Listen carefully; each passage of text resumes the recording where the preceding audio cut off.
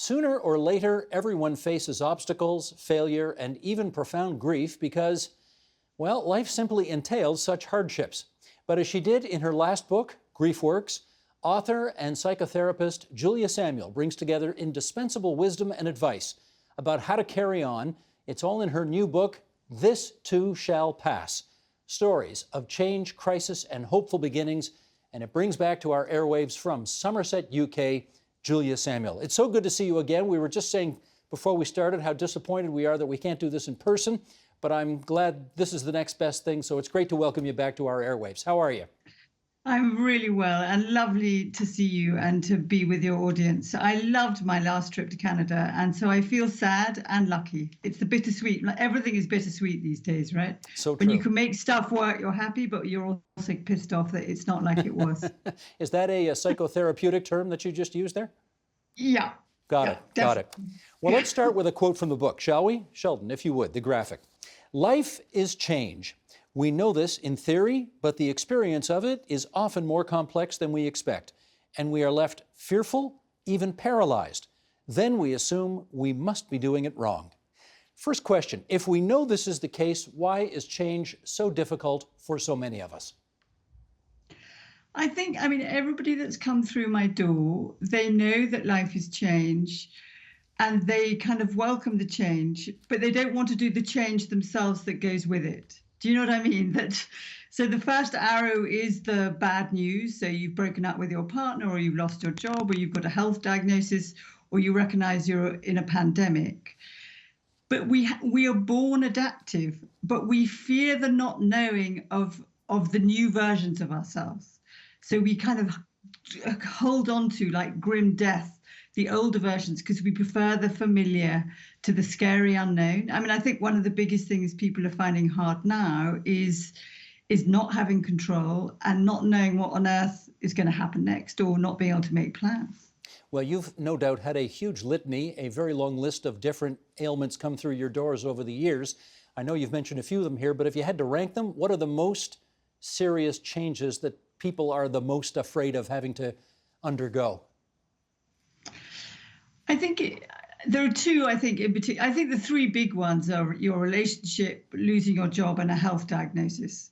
Obviously, your life being threatened is radically the most frightening, because it may mean the end of your life. And all of us live, like, every day we wake up assuming that tomorrow is going to be the same as today.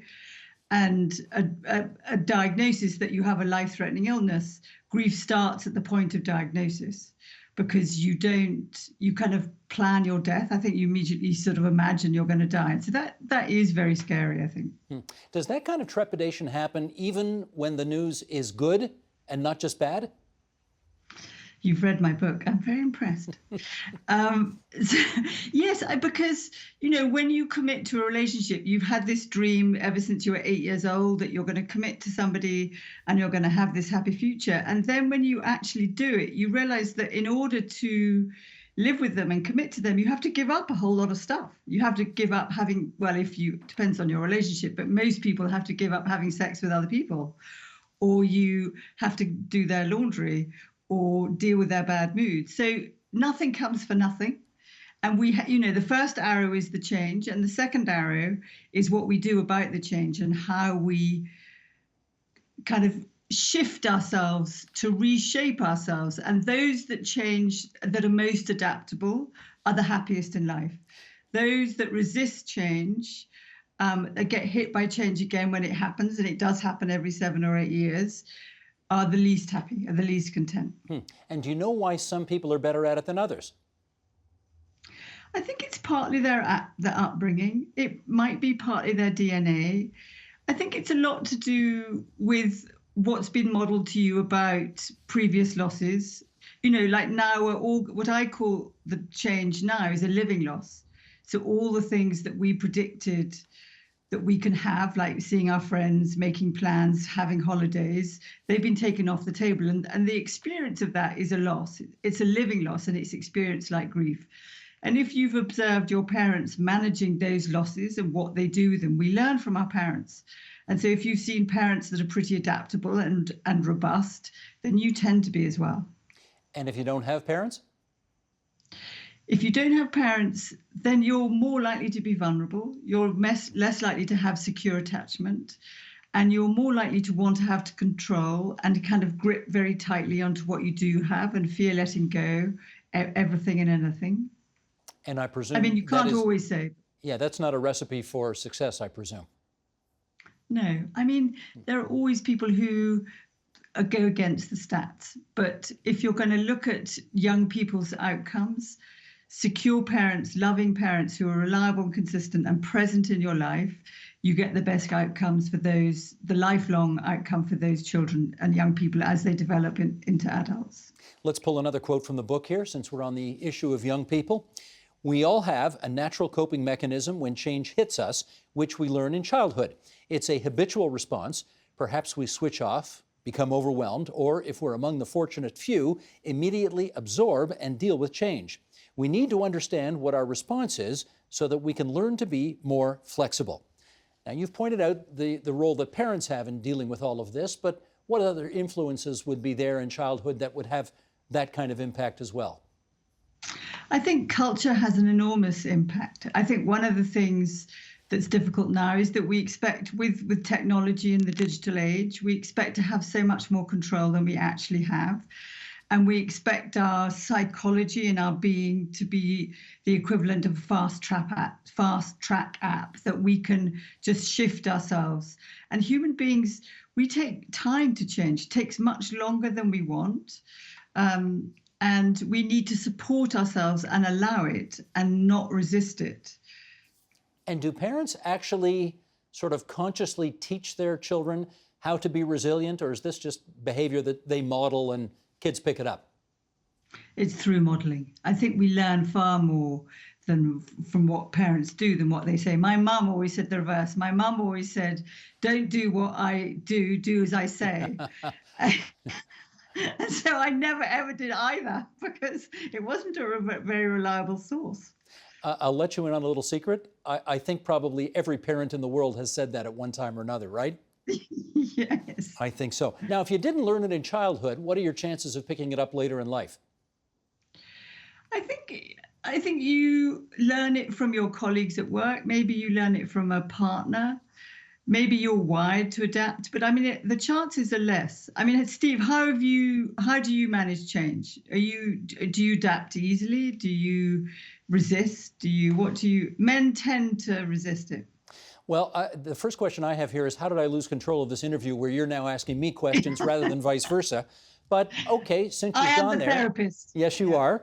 And I'm not lying on the couch here, but it's the next best thing. Okay, well, apropos of what you just said, I would say I was incredibly lucky to grow up in a middle-class household with two loving parents who, thank God, are still happily married. And that was modeled to me. And there you go. Unconditional love, I'm sure, had a huge part to do with it. So there we go. Yeah. Yeah. I mean, that's the best way to start, isn't it? That's an truly amazing is. beginning. You win the lottery on day one, and it's all great after that. Well, not all of it, but you know, you do pretty good. Yeah. Let's follow up with this. You write that the past is no longer a reliable predictor of the future, which leads to instability in people's lives. Was it ever really a reliable predictor of the future? Probably not, but I think there's been more societal change in the last 50 years than in the previous 200 years. You know, women going to work, the institutions of marriage and church not really giving us the rules of life anymore. There's much more fluidity of gender, sexuality, how we behave. We're going to live much longer. So the kind of three-stage life of education, working, and retirement is no longer there. There's so much that is kind of fluid, and it gives people choices, which is, I think, exciting and can be very fulfilling. But I think a lot of young people feel very overwhelmed by the number of choices, or thinking they should have choices when they don't. All right, let's focus now on the changes that happen to people at work. And once again, Sheldon, if you wouldn't mind, I'll ask our director to bring up the next quote from the book. Careers, you write, for generations X and Y are more turbulent than for their parents. Politically, much is made of the power of the individual, freedom of choice, and breadth of possibility.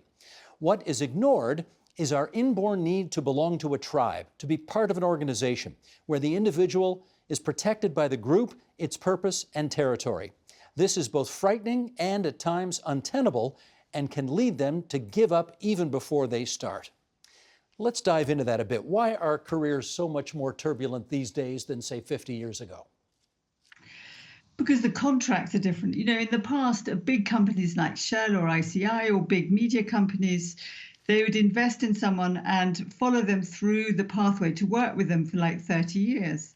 And now we're in the gig economy where the most somebody works for somebody else, maybe 3 years, but tons of jobs don't have contracts and they're not long term. I think a lot of that's to do with the digital age and how life is changing. And I think it is scary. I mean, have you seen that in your lifetime? This thing of, I worked in the NHS for 25 years and I still work for them voluntarily now. But I love that thing of being part of the building, like walking into the place where I know everybody, where they know me, where we have history together. And, wearing my lanyard with the badge gives me a sense of belonging that nothing else does, that I'm part of a system and an organization that I'm really proud of. And it's a big part of my identity. And I think even people working in the NHS now don't think they'll necessarily be there for their whole life, although it's more likely in medicine than other careers. But the reality is anybody over the age of 20 today, particularly if they're in a post-secondary institution, they know that is not, it's much less likely today that is going to be their future. They always say in journalism class, don't try and get a job at a legacy media outlet, figure out how to create your own job. And that comes with pressure, doesn't it? Yeah. It's like it's all down to you. Being part of a bigger system, it's like you're grandparented and mentored and looked after, whereas now it's like, people want independence, but actually I think we're wired to be interdependent. We need each other. We need multiple generations being in the room at the same time. We need history. Indeed, but having said that, do the people of those generations not have to accept the fact that the world's not going back to the way it is, or the way it was? This is the way it is, and you just have to adapt. I think that's true. I don't think there is any choice. With the stats right now, 25% of young women from 14 to 25 are anxious. That in the UK, that's increased to 35%. And for young men, it was 20% and it's gone to 30%. And I don't know whether that's because people are more open and honest about their mental health and they're kind of owning up to their anxiety. But if it's from the stats from before, they're far more anxious than, say, my generation or your generation. I think we're the same generation, ma'am. Are we? Okay. I thought you were younger than me. Afraid not. Okay, let's check at the other end of the continuum, and that is many boomers who are nearing retirement and fear what that represents in their lives. For many of them, retirement's not such a good thing. They're very wrapped up in their identity, which is their job, and there is a great uncertainty with what comes next. How do you ease the fears of that transition? I think a lot of them are doing it by working part-time, doing sort of bridge employment or mentoring or volunteering. But a lot of people don't have choice and they're continuing to work. But there is this push from below, like, get out of the way. We need the space that you're sitting in. But also they're going to live much longer. And so there's the other aspect of retirement is that there's a health span and a wealth span as well as a kind of work span, is that, once you're 65, your health is, I can't remember the stats now, they're in my book somewhere. People have like maybe 4 or 5 conditions by the time they're 70. So the capacity to work and the meaning and connection to others, they have much higher mental health problems.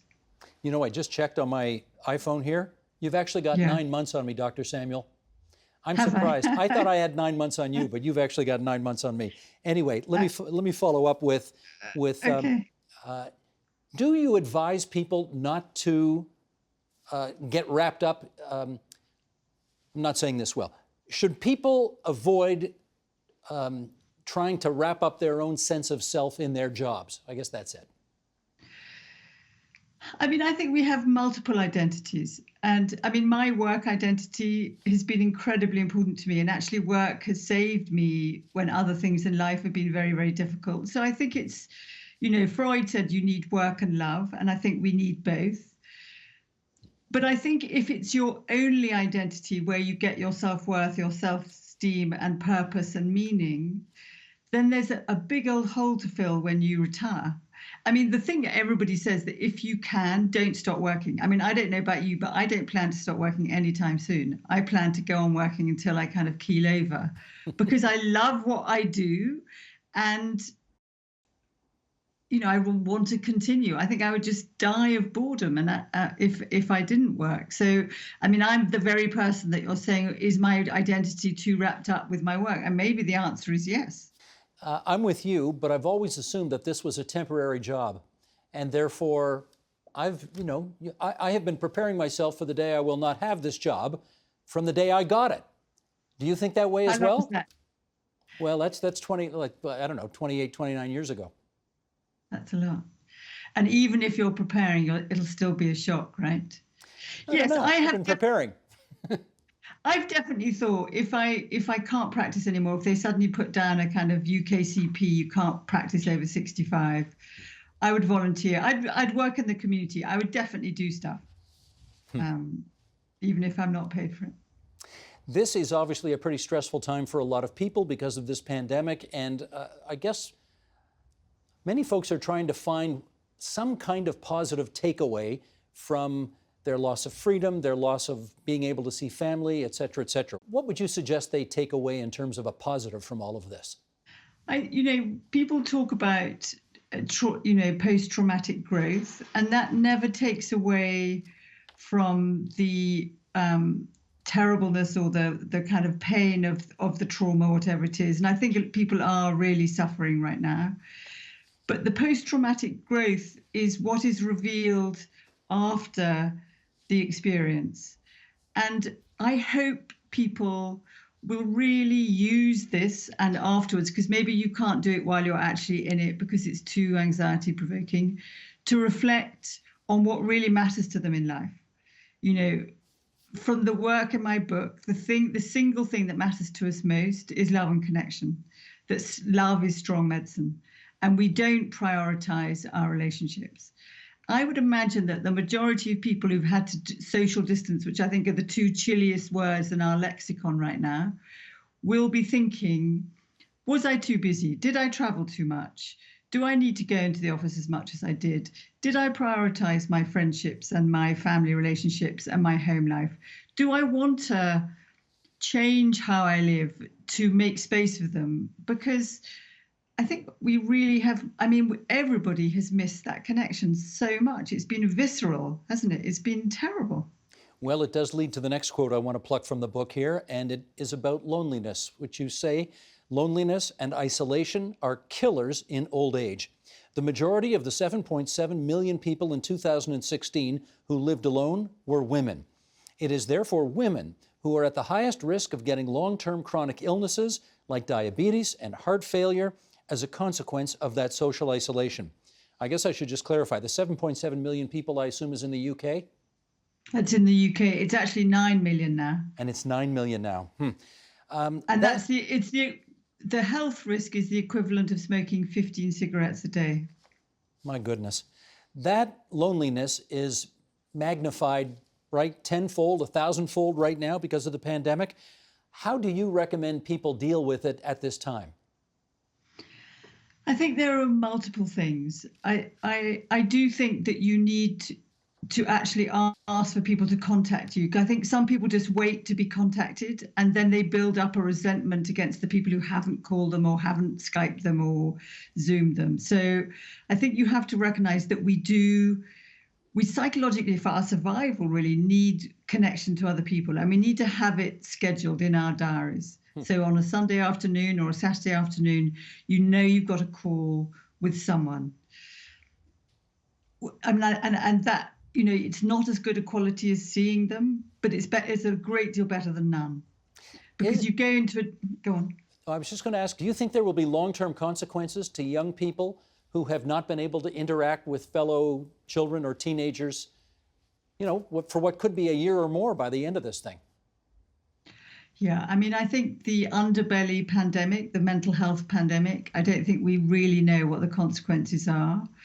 What we do know is that there's much increased anxiety for men and young women. We also know that an earlier intervention supports their better outcomes. And there's nothing like any intervention that's happening now that is meeting the demand or the complexity and the difficulty. So, you know, I hope that they will find that they're more resilient and robust than we think they are. But I really worry, and we need to make it a priority. Otherwise, it's, the consequences are dire. And it's terrible for their parents. Yes. In our remaining moments here, I do want to, let's see if we can leave things on a more constructive note here as we look forward, Yes. because many of the stories in your book deal with changes to people, and they're significant, going from single to married, or going from just a couple to suddenly becoming parents, or dealing with, as you've pointed out, a difficult health situation. You go from healthy to not. How do you begin to accept a change in one's own identity? I think, first of all, to know that you aren't in charge of it, that you need to kind of find a way of accommodating it, that you can't fight it, you can't will your way to have it a particular way. You need to kind of listen. You have to know yourself and not distract yourself. You have to support yourself in very intentional ways and get support and allow the natural process of adaptation and evolving to occur. And for that, you also need time. There's something in the book I call the fertile void, which is the time between an end and a new beginning. And so you need that fertile void of not knowing, of a kind of limbo where you allow the kind of natural organic process of change to emerge. And then you're congruent, then you're authentic self, rather than some kind of tidy manufactured self that you want to kind of fit into an image of what Instagram tells you should be. What does Instagram tell us we should be? Well, I mean, it's simplistic, because actually Instagram, I think, has been a big connector in COVID.